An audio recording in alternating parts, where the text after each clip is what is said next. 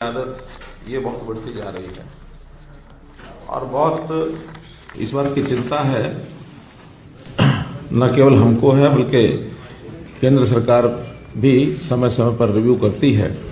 तो पिछले दिनों में केंद्रीय गृह मंत्री श्री अमित शाह जी के अध्यक्षता में भी एक मीटिंग हुई थी और जो नार्को कोऑर्डिनेशन सेंटर की तीसरी जो अपेक्स लेवल की एक मीटिंग उनकी थी, उसके अंदर जो चर्चा हुई उस चर्चा में विशेष तौर पर यह बताया गया कि अन्य स्थानों की तो चर्चा हुई थी, लेकिन हरियाणा में भी ये जो नशे की वृत्ति है ये बढ़ती जा रही है और 10 जिले उसमें खास करके ईयरमार्क किए गए कि जहां जो हरियाणा देश भर में 272 जिले हैं जिनको चिन्हित किया, उसमें से 10 जिले हरियाणा के भी चिन्हित किए गए।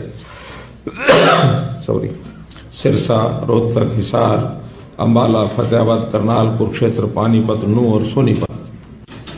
तो ऐसे एक अध्ययन के बाद ही निश्चित रूप से इनको केंद्रित किया गया होगा। तो उसी बात को ध्यान में रखते हुए वैसे तो पहले से ही हम बहुत इस पर सतर्क हैं। हमने इस सारी चीजों के रोकथाम के लिए 2018 में ही Haryana state narcotics control bureau अलग से बनाया था और उसके बाद कुछ आसपास के राज्यों को साथ लेकर के और हमने एक एंटी ड्रग सेक्रेटरीट भी बनाया पंचकुला में, जो भी उत्तर भारत के राज्य हैं जिसके अंदर जम्मू कश्मीर है, पंजाब है, चंडीगढ़ है, हिमाचल है, उत्तराखंड है, उत्तर प्रदेश है, दिल्ली है, ऐसे सब राज्यों को साथ लेकर के मैंने स्वयं उसमें लीड ली थी और 2 बैठकें तो मेरी अपनी उपस्थिति में हुई थी, बाकी अधिकारी स्तर पर भी बैठकें हुई थी। तो पंचकुला में उसका हमने हेड ऑफिस बनाया है, वहां भी इन चीजों की सबकी और एक प्रकार से ध्यान रखा जाता है, सारी चीजों का डाटा भी लिया जाता है, सब जानकारियां भी वहां ली जाती हैं। तो जब से हमारा ब्यूरो बना है, इस ब्यूरो के माध्यम से हमने जो भी सप्लाई साइड है उसको कंट्रोल करने के लिए भी बहुत प्रयत्न किए हैं और पिछले साल भर में 2746 अभियोग दर्ज किए गए। इस सारे विषय को जो पुलिस और नारकोटिक्स कंट्रोल बोर्ड के द्वारा कुल मिलाकर के 3975 आरोपियों को हमने गिरफ्तार भी किया। कार्रवाई के दौरान 29.13 किलो हेरोइन, 157.25 किलो चरस, 11,368 किलो गांजा, 356 किलो अफीम, 8,550 किलो चूरापोस्त और 13,62,121 नशीली गोलियां और सिरप इत्यादि जब्त भी किए हैं। तो इस सामान को जब हम देखते हैं तो बहुत चिंता होती है कि हरियाणा में इन चीजों की आमद रफ्त, ये ठीक है कि ये सब चीजें यहां खपत के लिए तो शायद नहीं आई होंगी, इसकी स्मगलिंग भी बहुत हो रही है। स्मगलिंग में कुछ जैसा इंटरनेशनल बॉर्डर है, खास करके पाकिस्तान का बॉर्डर, उधर से चीजें सप्लाई होती हैं, पंजाब के रास्ते फिर हरियाणा के रास्ते होते हुए देश में आगे भी जाती हैं। तो रास्ते में इस चीज को पकड़ने के लिए भी हमारी जो नारकोटिक्स ब्यूरो है, इन्होंने बहुत मेहनत की और इस सारे काम पर अपना एक प्रकार से पूरा जो पकड़ है वो रही है। लेकिन फिर भी इस चीज को कंट्रोल करना और इसको यानी एक प्रकार से युवा में आदत बढ़े नहीं, तो ये हमारी चिंता है। इसके लिए हमने नारकोटिक्स कंट्रोल ब्यूरो ने एक हाथ सॉफ्टवेयर बनाया है और मोबाइल ऐप प्रयास ये भी बनाए हैं। इसके माध्यम से भी जो तस्करी की जो चीजें हैं, तस्करों को भी इसमें पकड़ा जाता है, तो इसके माध्यम से भी हमको सफलता मिलती है। अब ये ध्यान में आया कि इसके लिए एक विशेष अभियान चलाने की आवश्यकता है, तो हमने एक स्टेट लेवल के एक्शन प्लान ये बनाई है और उस एक्शन प्लान में ग्रामीण स्तर पर ग्राम स्तर की जो मिशन टीम्स बनाई हैं, विलेज मिशन टीम्स, और इसी प्रकार से शहरों में वार्ड मिशन टीम्स, और इनको सबको कोऑर्डिनेट करने के लिए क्लस्टर मिशन टीम्स, उसके ऊपर फिर सब डिवीजन मिशन टीम्स, जिला मिशन टीम्स और हमारी स्टेट की जो है मिशन टीम वो तो है ही है बनी हुई। तो इन सबके कोऑर्डिनेटेड एफर्ट के बाद हर गांव में हम जाकर के, हर वार्ड में जाकर के इन बातों का पता करेंगे कि ये चीजें सेवन करने वाले कौन कौन लोग हैं, इसका व्यापार करने वाले कौन कौन लोग हैं, और ये चीजें कहां से आती हैं, कहां से सप्लाई होती हैं, उसमें समाज की भागीदारी ये भी हम कराएंगे, ताकि हर टीम में, खास करके गांव की जो टीम मैंने बताई, वार्ड की टीम बताई, 10-10 लोग उनकी एक टीम बनेगी, 5 जिसमें सरकारी अधिकारी होंगे और 5 जनता के लोग लिए जाएंगे, खास करके चुने हुए प्रतिनिधियों में से। वर्तमान में हमारी पंचायतें भले चुनी हुई नहीं है, लेकिन जो पूर्व पंचायतें हैं, जो पूर्व प्रतिनिधि हैं, उनको जोड़ेंगे। तो ऐसे सब लोगों को साथ लेकर के सबका विश्वास, उसके अंदर स्कूल का अध्यापक, मुख्याध्यापक भी होगा, उसमें गांव का पटवारी भी होगा, गांव का ग्राम सचिव भी होगा। तो ऐसे सब लोगों को साथ लेकर और एक अभियान हम लोग ये चलाने की योजना बनाई है, जिसके लिए मुख्य रूप से आज आपको बताया है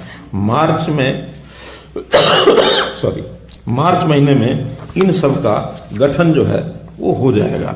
और मार्च महीने के बाद गठन के बाद फिर गांव-गांव में, वार्डों में जाकर के और उन सबको एक प्रकार से मीटिंग्स जो करेंगे, उन मीटिंग्स के लिए हमने जुलाई तक का समय रखा है कि अप्रैल, मई, जुलाई 3 महीने में ये सब गांव-गांव में मीटिंग्स हों, डाटा इकट्ठा किया जाए, उनको अवेयरनेस जो है वो पैदा की जाए। तो इस सारे काम के लिए हम लोगों ने इस समय का निर्धारण किया है, ताकि इस 3-4 महीने का जो अभियान है, उस अभियान के बाद जो लोग पकड़े जाएंगे, जो लोग इस प्रकार की आदतों में फंस चुके हैं, उनको फिर सेग्रीगेट करके उनके डी एडिक्शन सेंटर्स सामान्यतः हेल्थ डिपार्टमेंट और सोशल जस्टिस डिपार्टमेंट इनके द्वारा ही वो बनाए जाते हैं।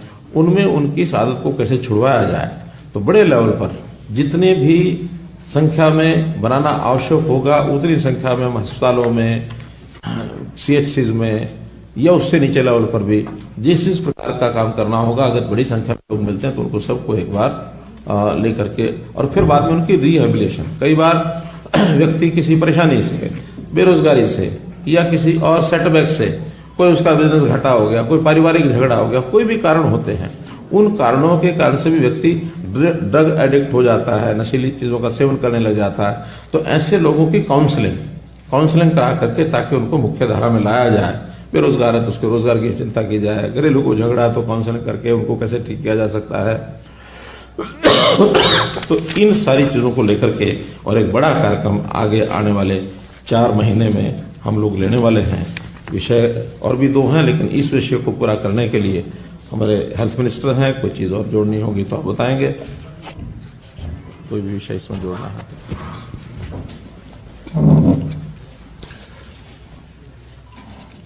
वैसे तो मुख्यमंत्री जी ने नशा के विरुद्ध जो हरियाणा में हमने युद्ध शुरू किया है, उसके बारे में सारा विस्तार से बता दिया।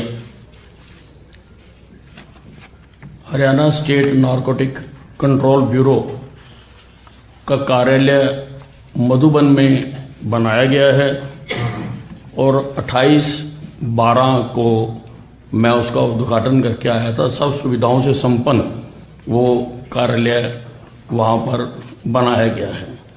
इसके लिए एक टोल फ्री नंबर भी हमने शुरू किया है, वो है 9050891508। इसके ऊपर कोई भी हरियाणा का व्यक्ति अगर कहीं पर भी कोई भी ऐसी एक्टिविटी हो रही है जो नशे से संबंधित है, तो वो इसकी सूचना दे सकता है और सूचना देने वाले का बिल्कुल गुप्त रखा जाएगा और उसके ऊपर कार्रवाई की जाएगी। और उनको कार्रवाई का हमने एक मापदंड बनाया है कि जो भी केस पकड़ा जाएगा, चाहे वो छोटा है चाहे वो बड़ा है, उसके डेड एंड तक जाया जाएगा कि कहां से आई, किसने बेची, वो कहां से लाया था। जब तक डेड एंड तक हम नहीं जाएंगे तब तक हमारा अन्वेषण जो है, हमारी इन्वेस्टिगेशन जो है, वो पूरी नहीं मानी जाएगी। इसके लिए अभी तक काफी काम, जैसा मुख्यमंत्री जी ने बताया कि कितनी अफीम, कितना गांजा, कितनी चरस हमने पकड़ी है, वो सारा बताया गया। हरियाणा को पूरी तरह से हम नशा मुक्त करेंगे। उसके लिए सारी मेरी पुलिस, नारकोटिक ब्यूरो के अतिरिक्त भी बाकी पुलिस को भी हमने एक्टिवेट किया है। सारी पुलिस को हमने कहा है कि वो ड्रग्स, जुआ, शराब, सट्टा, इलीगल आर्म्स, इसकी रेगुलर रेड्स हो रही हैं और वीकली हर सुपरिटेंडेंट मेरे पास इसकी अपनी रिपोर्ट भेजता है कि कहां से क्या पकड़ा गया। ये जब से हमने शुरू किया है 18,937 रेड्स अभी तक सारे हरियाणा में डाली जा चुकी है। 4,879 केस रजिस्टर्ड किए जा चुके हैं। 5,379 जो है अक्यूज्ड को अरेस्ट किया जा चुका है। 65,35,643 रुपए का कैश रिकवर किया जा चुका है। 172 पिस्टल रिकवर किए जा चुके हैं। 202 कार्ट्रिज रिकवर किए जा चुके हैं। 76,154 बोटल्स रिकवर किए जा चुके हैं। ड्रग्स का हमने आपको बता दिया। हम एक संदेश सारे हरियाणा में देना चाहते हैं कि जहां तो बदमाशी छोड़ दो, जहां हरियाणा छोड़ दो। हम किसी को भी गलत काम करने वाले को हरियाणा में बर्दाश्त नहीं करेंगे। केसेस के डिस्पोजल के लिए भी मैंने कार्य योजना बनाई है कि लोगों की अक्सर ये बात रहती है कि केस रजिस्टर्ड हो गया और कार्रवाई ना हुई।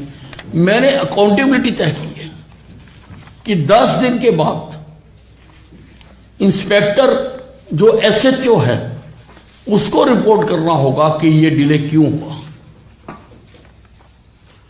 20 दिन के बाद डीएसपी को करना होगा।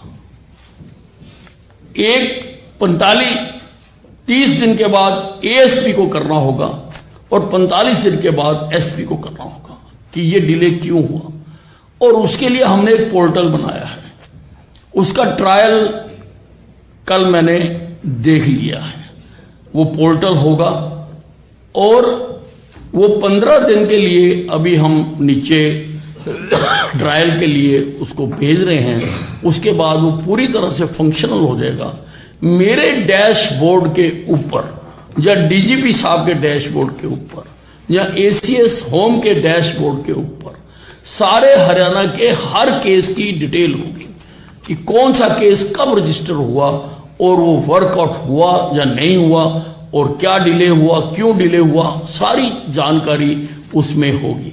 हमारा मकसद ये है कि नीचे जो वर्किंग स्टाफ है उनके ऊपर इस चीज का जरूर आभास रहेगा कि अगर हम डिले करते हैं तो हमें कोई देख रहा है और हर आदमी की हमने अकाउंटेबिलिटी इसमें तय की है।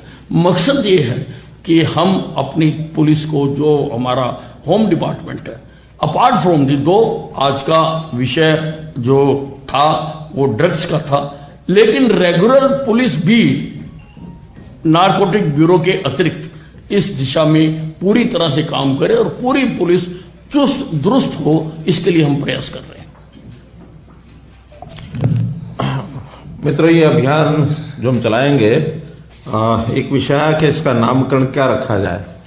तो मैंने ये सुझाव दिया कि हमारे जो मीडिया के मित्र हैं, मैं उनके सामने एक अनाउंस करूंगा कि कोई भी, चाहे हमारे मीडिया मित्र या जो आज की इस बात को सुन रहे हो, कोई अच्छा नाम मार्च में इसका एक अच्छा नामकरण करके इसको लॉन्च करेंगे। तो आप में से कोई अच्छा नाम बता देगा तो हमारे टीम के लोग उसका कोई ना कोई अवार्ड भी घोषित करेंगे। जी जी, है ना? कोई अच्छा नाम आना चाहिए। ठीक है, तो ये ही सर हम उसका भी एक अच्छा नाम सोच रहे हैं कि जैसे पंजाब में उन्होंने एक बड़ी प्रोग्राम किया था, तो तो हरियाणवी लैंग्वेज के हिसाब से उस बडी का क्या काउंटर पार्ट बनता है? नहीं, जरूरी नहीं कि उसका काउंटर पार्ट, हमारा जो उद्देश्य है, जो उद्देश्य है उसके साथ जुड़ा हुआ होना चाहिए। कोई नशे से दूर करना है, युवकों को बचाना है, कोई जागृत यानी कार्यक्रम करना है। बडी एक इंग्लिश शब्द है, उसके अर्थ कोई बहुत अच्छे नहीं है। हमने जो ये नशे का कारोबार करते हैं और जो लोग पकड़े गए हैं उनकी प्रॉपर्टी अटैचमेंट्स का भी प्रक्रिया हमने आरंभ की है। हमने कुरुक्षेत्र में प्रॉपर्टी अटैच की है, हमने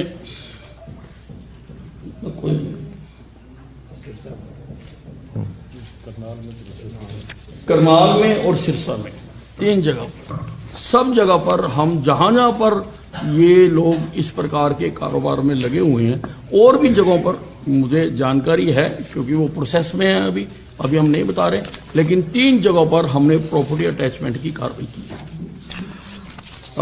एक दूसरा बहुत महत्वपूर्ण और करंट इशू है, हम सबकी चिंता का विषय है कि इस समय यूक्रेन में जो टेंशन्स हैं यूक्रेन देश में, और बहुत एक यूक्रेन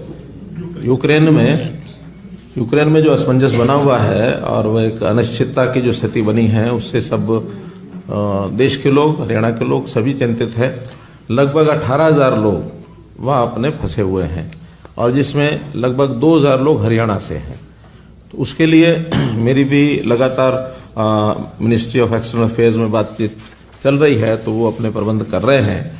पहला तो केंद्र ने ही मिनिस्ट्री ऑफ एक्सटर्नल अफेयर्स ने एक स्पेशल कंट्रोल रूम बना लिया है और उसमें 15 अधिकारी हैं जिनको वहां जिम्मे लगाया गया है और वो लगातार नजर रखे हुए हैं। और उन्होंने अपना कंट्रोल रूम का नंबर और ईमेल एड्रेस जारी किया है। नंबर्स तो हैं, प्रेस नोट में बाद में दे देंगे, लेकिन अभी मैं बता देता हूं। Contact details of control room in Delhi are 9111, ये तो दिल्ली का कोड हो गया, 230-12113, फिर 230-14104, 230-17905 और एक मोबाइल टोल फ्री नंबर है 1800, मोबाइल नहीं है जो 1800 के जो नंबर होते हैं, टोल फ्री नंबर, हाँ, 1800-118797। इसी प्रकार से हमने यहाँ अपने चंडीगढ़ में भी हरियाणा के लोगों के लिए कंट्रोल रूम बनाया है। वो मुख्य रूप से आप लोग उसको जरूर लिख लें। उसका व्हाट्सएप नंबर है 92123, ये जरूर लिखें आप, 92123-14595, 14595। कोई भी जानकारी ऐसी होती है या किसी की कोई वहां से सहायता की रिक्वेस्ट आती है तो हम इस पर फॉरवर्ड कर दें एक व्हाट्सएप के रूप में, 92123-14595। और इसी प्रकार से जो हमारा फॉरेन कोऑपरेशन डिपार्टमेंट है, उन्होंने अपनी ईमेल आईडी जो इसके लिए रखी है, वो उनकी रेगुलर जो ईमेल आईडी है वही है contact us@atfcd, contact us@fcd पूरा लिखना है @gmail.com। तो फॉरेन कोऑपरेशन डिपार्टमेंट हमने बनाया ही है, तो उसका वहां एक अलग से यूक्रेन सेल इस नाम से 2 लोगों को हमने बैठाया है ताकि वो जानकारियां, जो कि हमारे पास तो जानकारियां आएंगी, वो MEA में जानकारी हमने देनी है, सहायता उन्हीं के माध्यम से होगी। एक कांटेक्ट नंबर और एक ईमेल एड्रेस हमने बैठाया है। 2000 में ब्रेकअप है, तो स्टूडेंट कितने, डॉक्टर्स कितने? अभी ये ब्रेकअप नहीं आया है, जनरल जानकारी है कि लगभग, लेकिन ज्यादातर उसमें स्टूडेंट्स हैं, MBBS स्टूडेंट्स जो हैं ज्यादातर मेडिकल करने जाते हैं, वहां मेडिकल कॉलेजेस की सुविधा है, तो ज्यादातर लोग वही हैं। बल्कि एक केस हमारे योगेंद्र चौधरी जी हैं यहाँ, हाँ, एक केस अभी सवेरे इनको जानकारी मिली थी तो अभी उनकी सहायता की भी। ये क्या था केस, वो जरा बताएं।